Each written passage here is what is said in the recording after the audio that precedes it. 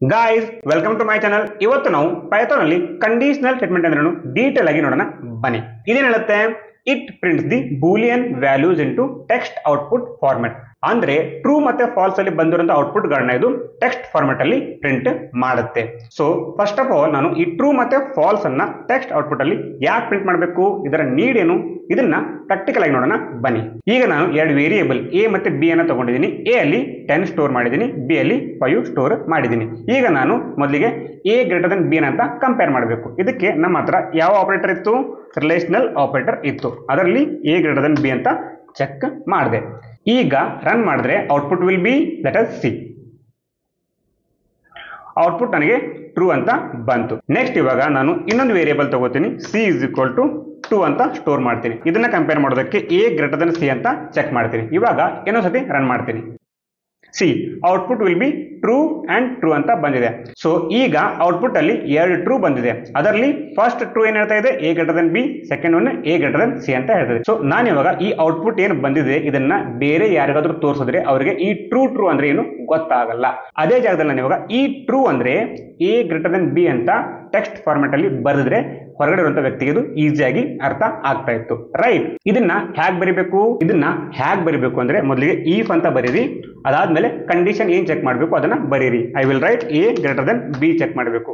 ಆಮೇಲೆ ಕಾಲನ್ ಬರಿಬೇಕು ಕಂಪಲ್ಸರಿ.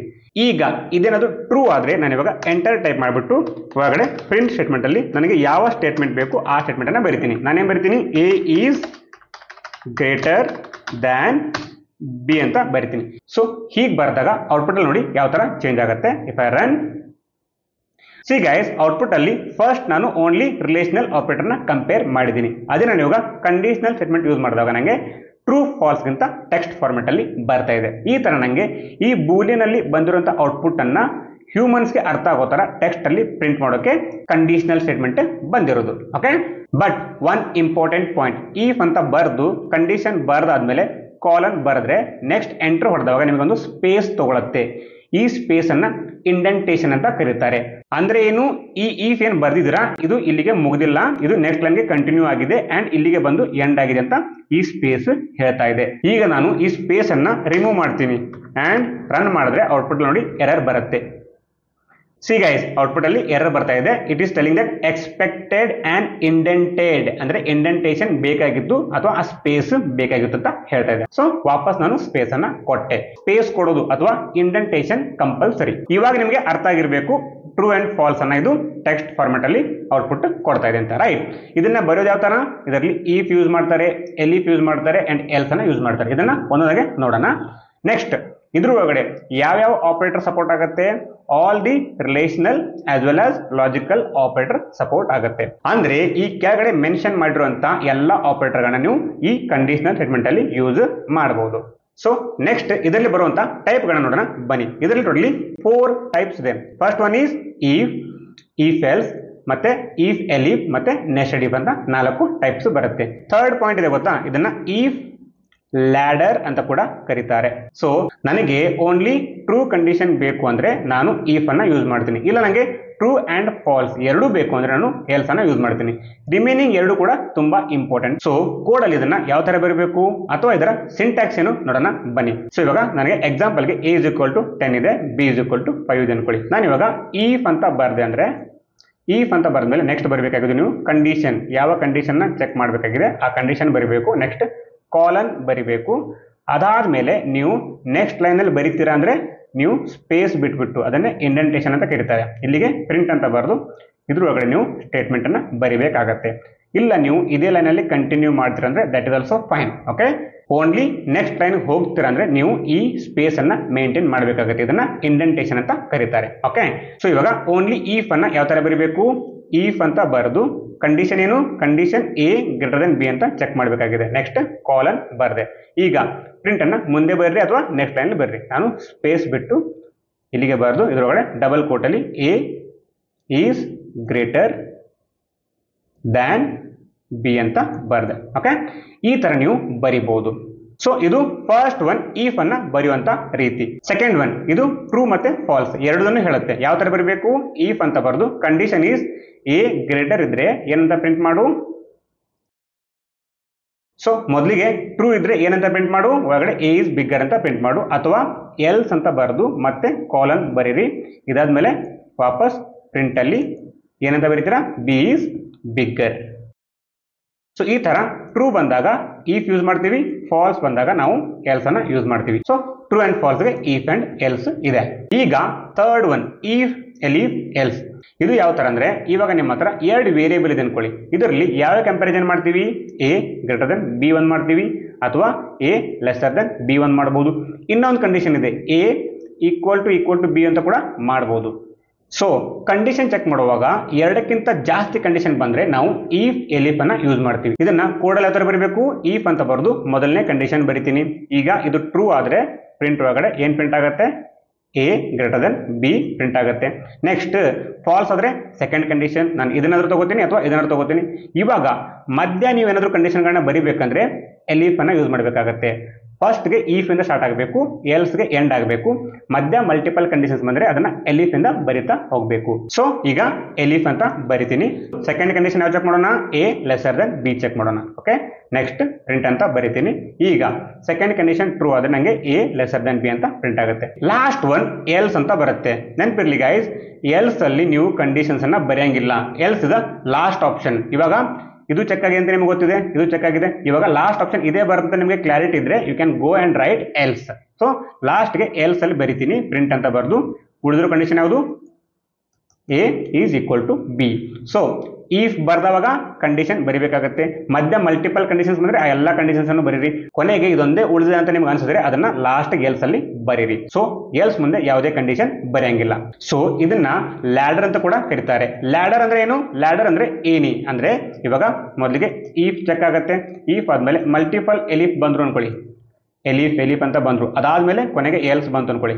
ಈಗ ಮೊದಲನೇ ಚೆಕ್ ಆಗುತ್ತೆ, ಆಮೇಲೆ ಎಲಿಫ್ ಚೆಕ್ ಆಗುತ್ತೆ, ಆಮೇಲೆ ಇನ್ನೊಂದು ಮಲ್ಟಿಪಲ್ ಕಂಡೀಷನ್ ಕೊಟ್ಟರೆ ಅದು ಚೆಕ್ ಆಗುತ್ತೆ, ಕೊನೆಗೆ ಎಲ್ಸ್ ಹೋಗುತ್ತೆ. ಸೊ ಇದು ನಿಮಗೆ ನೋಡೋಕೆ ಯಾವ ತರ ಕಾಣಿಸುತ್ತೆ, ಇದು ನಿಮಗೆ ನೋಡೋಕೆ ಲ್ಯಾಡರ್ ತರ ಕಾಣಿಸುತ್ತೆ. ಅದಕ್ಕೆ ಇದನ್ನ ಈಫ್ ಲ್ಯಾಡರ್ ಅಂತ ಕೂಡ ಕರೀತಾರೆ. Fourth one nested if. ಇದೇನ್ ಹೇಳುತ್ತೆ, ಫಾರ್ ಎಕ್ಸಾಂಪಲ್ ಇವಾಗ ನಿಮಗೆ ಮನೆಯಲ್ಲಿ ಹೋಗಿ ಮ್ಯಾಂಗೋ ತಗೊಂಡ್ ಬನ್ನಿ ಅಂತ ಹೇಳಿದಾರೆ ಅನ್ಕೊಳ್ಳಿ. ಬಟ್ ಮ್ಯಾಂಗೋ ತಗೋ ಕೆಲವೊಂದು ಕಂಡೀಷನ್ಸ್ ಅನ್ನು ಹಾಕಿದ್ದಾರೆ. ಮ್ಯಾಂಗೋ ಏನಾಗಿರ್ಬೇಕು, ಹಣ್ಣಾಗಿರ್ಬೇಕು, ರಿಪ್ ಆಗಿರ್ಬೇಕು, ಅಟ್ ದ ಸೇಮ್ ಟೈಮ್ ಅದು ಪ್ರೈಸ್ 200 ರೂಪೀಸ್ ಒಳಗಡೆ ಇರಬೇಕು.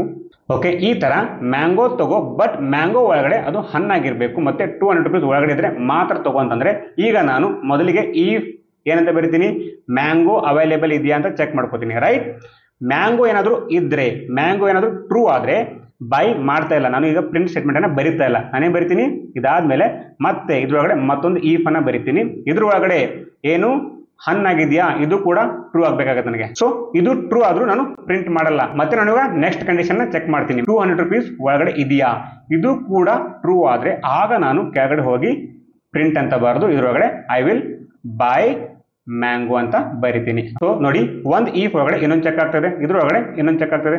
ಈ ತರ ಇದು ಗೂಡನ್ನ ಕಟ್ತಾ ಹೋಗ್ತದೆ, ಲೈಕ್ ನೆಸ್ಟ್. ಅದಕ್ಕೆ ಇದನ್ನ ನೆಸ್ಟೆಡ್ ಈಫ್ ಅಂತ ಕರೀತಾರೆ. ಇದರಲ್ಲಿ ಯಾವುದಾದ್ರೂ ಒಂದು ಫೇಲ್ ಆದ್ರೂ ವಾಪಸ್ ಎಲ್ಸ್ ಸ್ಟೇಟ್ಮೆಂಟ್ ಅನ್ನು ನೀವು ಬರೆದಿದ್ರೆ ಅಲ್ಲಿಗೆ ಹೋಗಿ ಎಲ್ಸ್ ಸ್ಟೇಟ್ಮೆಂಟ್ ಅನ್ನ ಪ್ರಿಂಟ್ ಮಾಡುತ್ತೆ.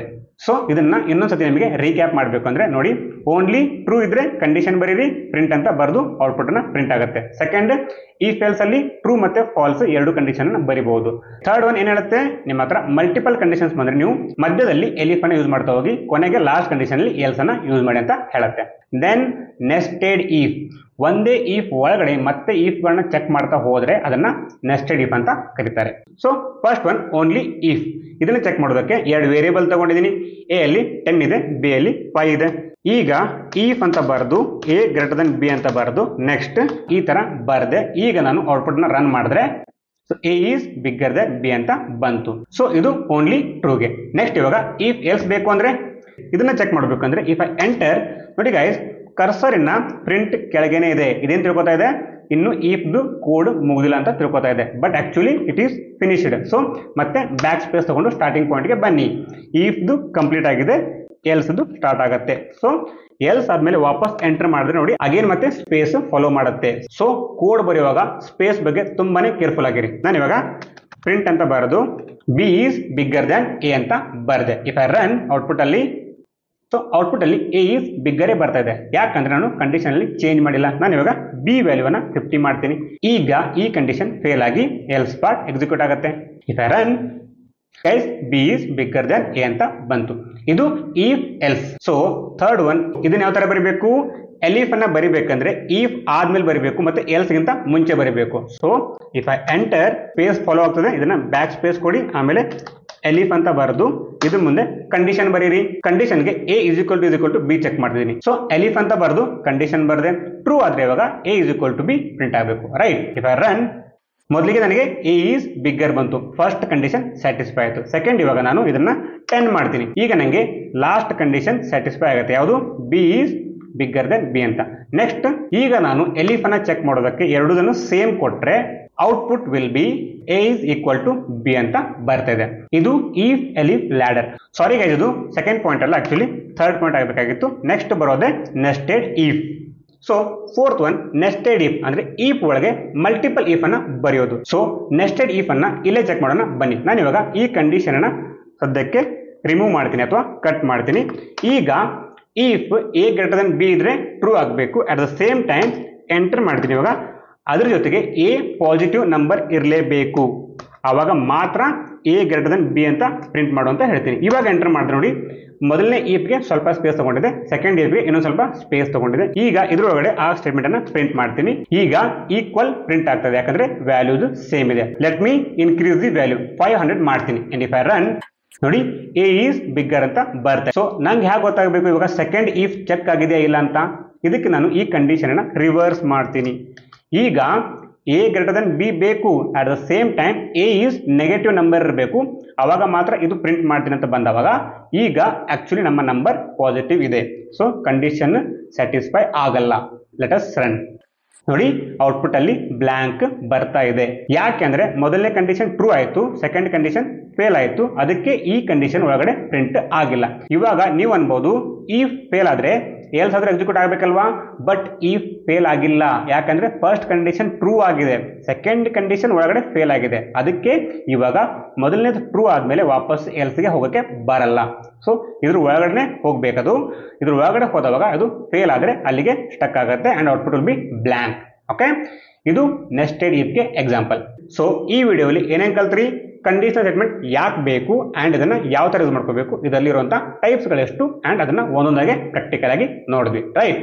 ಸೊ ನೆಕ್ಸ್ಟ್ ವಿಡಿಯೋಲಿ ನೆಕ್ಸ್ಟ್ ಟಾಪಿಕ್ ಜೊತೆ ಸಿಗೋಣ. ಅಲ್ಲಿವರೆಗೂ ವಿಡಿಯೋ ಇಷ್ಟ ಆದ್ರೆ ಲೈಕ್ ಮಾಡಿ, ಅರ್ಥ ಆಗ್ತಿದ್ಯಾ ಸಬ್ಸ್ಕ್ರೈಬ್ ಮಾಡಿ, ಅಂಡ್ ನಿಮ್ಮ ಫ್ರೆಂಡ್ಸ್ ಯಾರಾದರೂ ಕನ್ನಡದಲ್ಲೇ ಪೈಥಾನ್ ಕಲಿಬೇಕಂದ್ರೆ ವಿಡಿಯೋನ ಶೇರ್ ಮಾಡಿ. ಬಾಯ್ ಅಂಡ್ ಟೇಕ್ ಕೇರ್.